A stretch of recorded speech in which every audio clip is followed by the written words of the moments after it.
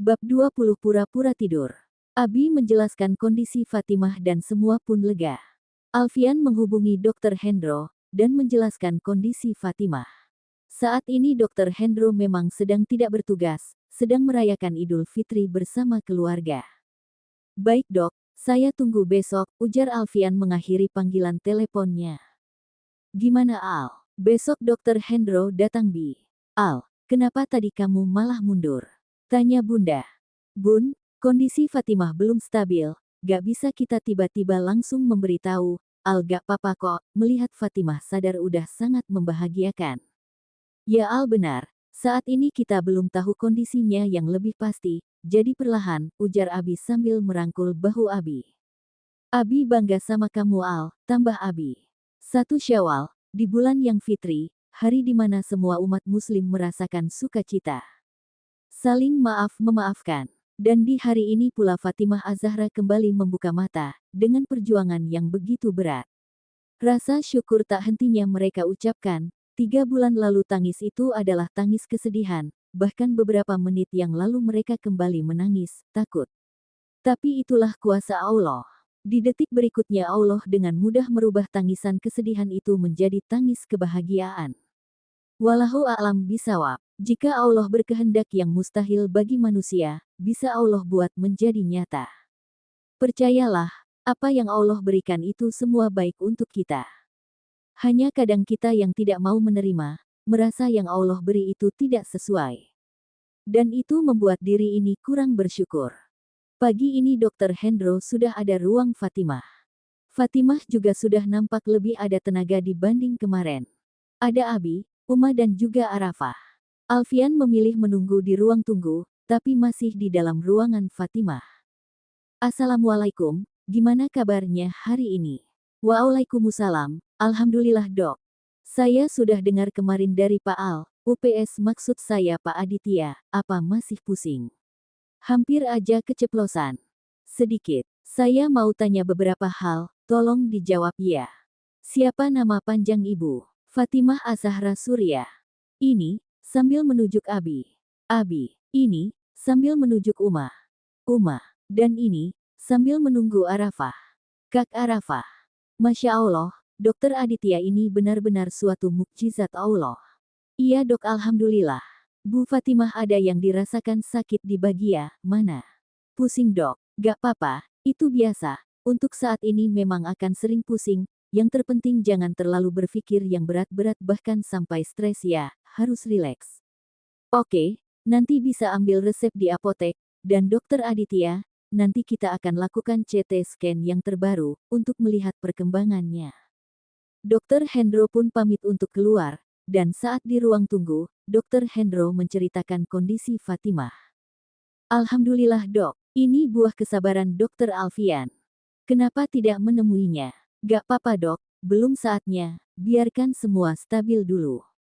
Ternyata Fatimah tahu Dokter Hendro sedang berbincang dengan seseorang dan orang itu adalah Alfian. Buah kesabaran, batin Fatimah. 3 hari berlalu, Alfian masih dengan mengamati kesehatan Fatimah dari jauh. Tapi ternyata Fatimah menyadari semua itu. Fa, makan dulu ya sayang. Uma pun menyuapinya. Uma, boleh Fa tanya? Apa sayang? Berapa hari Fa koma? Kamu tahu nak, sekarang adalah Idul Fitri. Idul Fitri, iya. Jadi Fa koma selama kurang lebih 3 bulan, jawab Uma. 3 bulan Uma. Berarti Fa udah buat Uma dan semua begitu khawatir. Ada seseorang yang lebih khawatir, yang lebih lelah. Fatimah mengerutkan dahinya. Sekarang Uma mau tanya, yang Fa rasakan saat koma. Fa gak tahu Uma, tapi Fa merasa ada yang selalu mendampingi Fa. Kadang Fa seakan mendengar ada yang mengaji di samping Fa, dan yang setia menemani Fa, tapi setiap Fa coba untuk meraih orang tersebut, Fa coba untuk melihat orang tersebut Fa gak bisa Uma, malah seakan dia menjauh.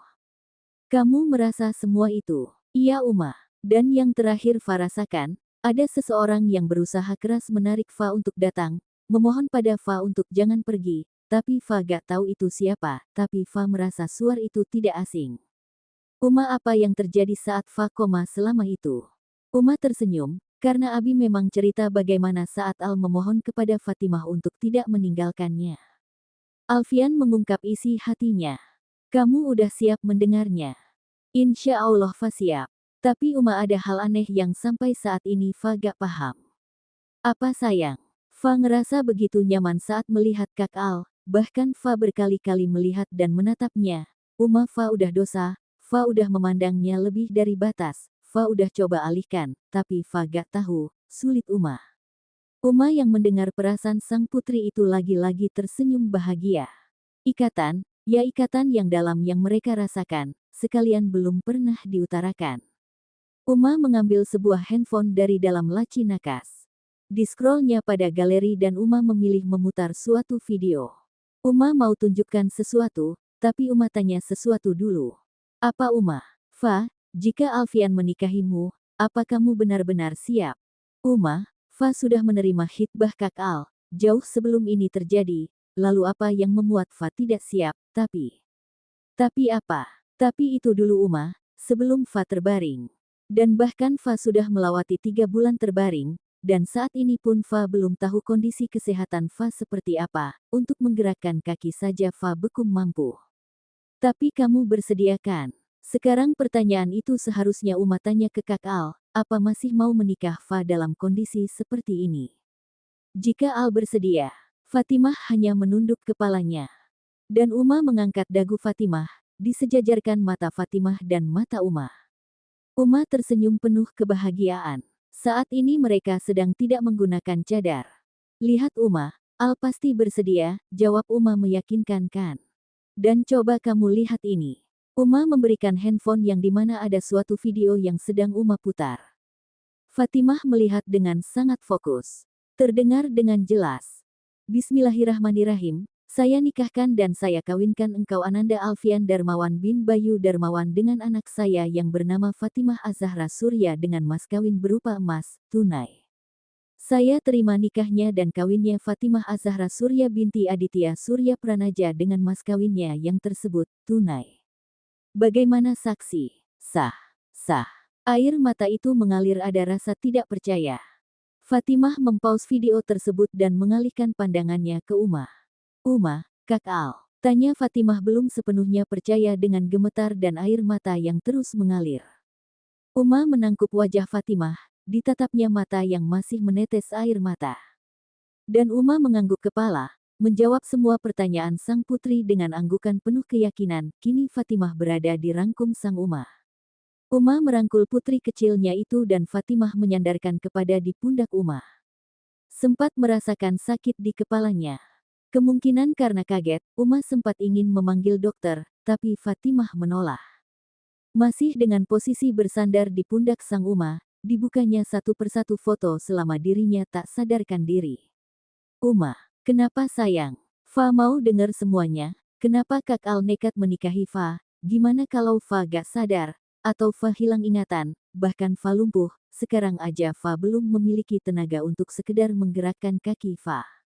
Uma pun menceritakan bagaimana Al memohon restu, bersimpuh di hadapan Abi, Uma dan Bunda.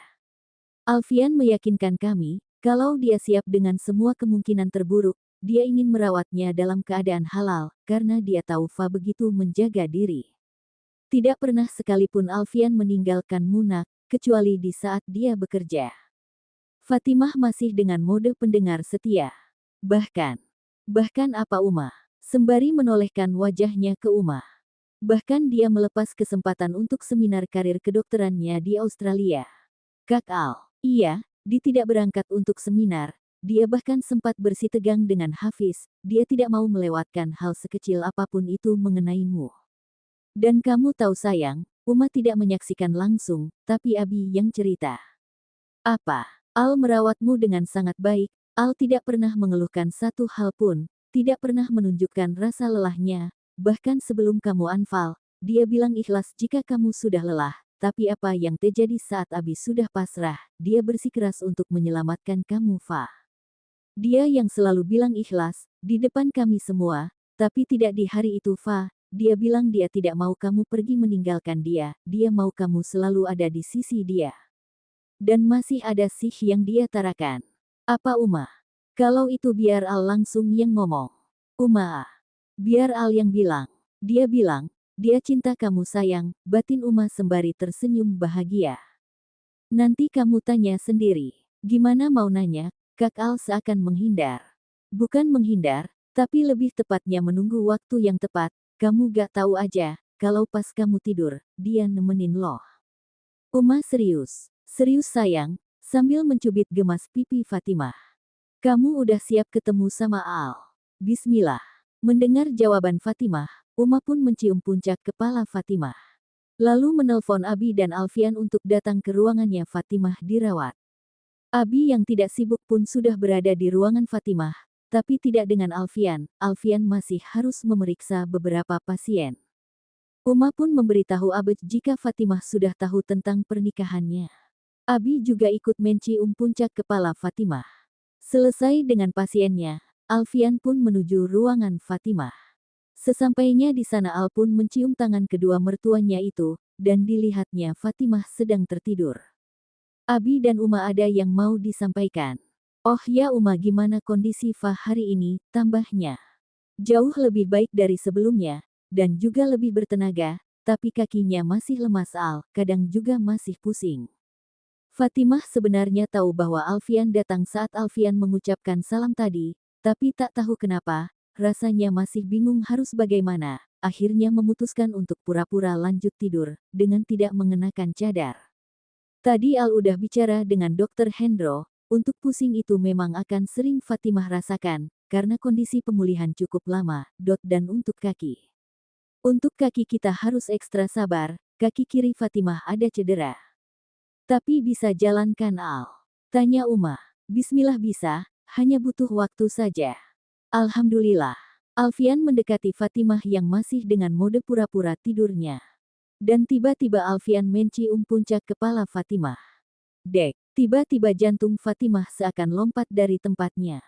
Dan apa yang Alfian lakukan membuat Fatimah semakin memejamkan mata dan menggigit bibirnya. Cukup lama Alfian mencium puncak kepala Fatimah. Abi dan Uma malah tersenyum sumringah. Dan saat Alfian melepas ciumannya melihat ekspresi Fatimah, membuat Alfian kaget dan mundur. Alfian menepuk jidatnya dan mengalihkan pandangannya ke Abi dan Uma sembari menunjuk ke arah Fatimah. Abi dan Uma malah terkekeh tinggal anak dan menantunya itu. Fatimah pun memberanikan diri membuka matanya. Dan saat Fatimah membuka matanya, Alfian buru izin keluar. Al, tunggu, cegah Abi. Fatimah udah tahu semuanya. Sembari menuntun Alfian untuk mendekati Fatimah. Huaf. Ya udah, kalian bicara berdua, Abi dan Uma mau cari makanan di luar, ujar Abi sambil menepuk pundak Alfian, sedangkan Uma mengelus kepala Fatimah yang tertutup hijab. Saat Abi dan Uma keluar dengan bahagia, Alfian desen Fatimah masih terpaku, saling diam. Bingung mau memulainya dari mana. Ya Allah, gimana ini, kenapa jadi grogi? Batin Alfian. Ya Allah, Fa harus gimana? Masak iya Fa yang nanya duluan. Batin Fatimah. Aku harus mulai dari mana? Ngomong apa? Tanya apa? Batin Al meronta. Berbeda dengan Uma dan Abi, mereka malah tertawa ngebayangin gimana mereka. Kira-kira gimana ya tuh anak berdua? Itu yang Abi gak tahu. Kalau Abi ada di posisi Al, Abi sembunyi, hehehe. Abi malah bercanda. Biarkan aja, nanti juga terbiasa, jawab Abi santai. Hahaha, nih Abi dan Uma kenapa malah bahagia ya lihat anak-anaknya pada kebingungan.